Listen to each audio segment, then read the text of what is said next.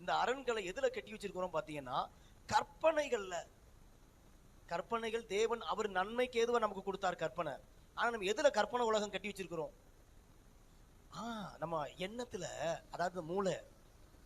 நல்லா புரிஞ்சுக்கோங்க. இருதயம் ஆவியை அடையாளப்படுத்தும், மூளை ஆத்மாவை அடையாளப்படுத்தும், இது சரீரம். ஓரளவா புரிஞ்சா?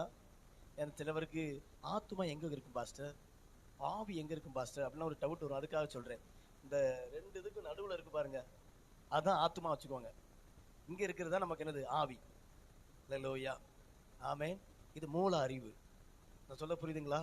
இப்ப பாருங்க, இந்த நம்ம பார்த்து பார்த்து நம்ம கண்கள்ல பாக்குறது அப்படியே ஸ்டோரேஜ் ஆகும்.